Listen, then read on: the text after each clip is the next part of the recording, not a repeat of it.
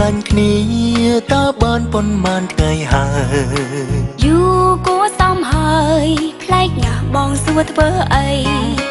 យល់ចិនគ្នាហើយបងចង់រៀបការណាថ្លៃបងមែនក៏អីស្រីចាំតែតាមបងទេពេលរៀបការរួចបងចង់បានកូនពីរនាក់ស្រីម្នាក់ប្រុសម្នាក់អូនដឹងចិត្តប្រុសមាសមេហើយកូនយើងឆ្លាតស្រឡាញ់តែប៉ាម្នាក់ទេ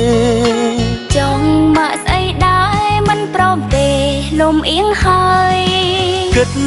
ពេលណាក៏សំបាយក្នុងចិត្តចង់ឲ្យការពិតឆាប់កុំយូរឡើយសងសាគ្នាយល់ពីគ្នាច្បាស់ហើយអូនមិនស្មានឡើយបានជួបប្រុសល្អដូចបងយើងជាសង្សារស្មងមិនលាក់លួចពេលរៀបការរួចក៏នៅស្មងត្រង់យើងរក្សាស្នេហ៍ឲ្យនៅផូរផង់ព្រៀបជីវិតឲ្យត្រចង់លួចចាំងកងក្នុង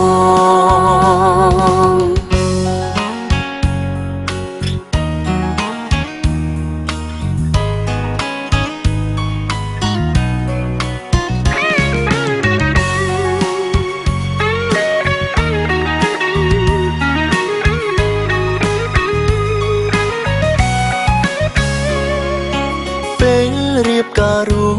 ចបងចង់បានកូនពីរនាក់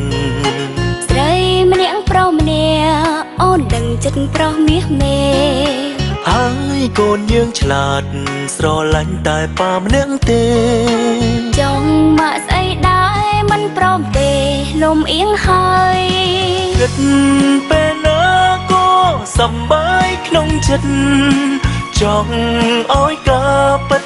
ឆាប់កុំយូរឡើយសងសាគ្នាយល់ពីគ្នាច្បាស់ហើយអូនមិនស្មានឡើយបានជួបប្រុសល្អ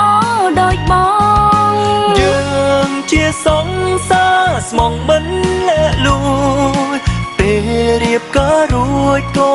នៅស្មងត្រង់យើងរក្សាស្នេហ៍ឲ្យនៅផូរផង់ព្រៀបជីវិតឲ្យត្រចង់លួចចាំងកងក្នុងគិតពេលណាក៏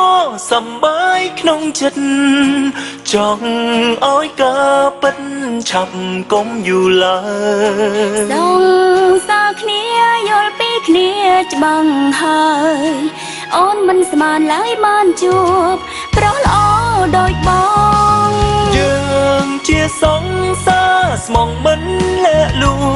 ចពេលរៀបការរួចក៏នៅស្មងត្រង់យើ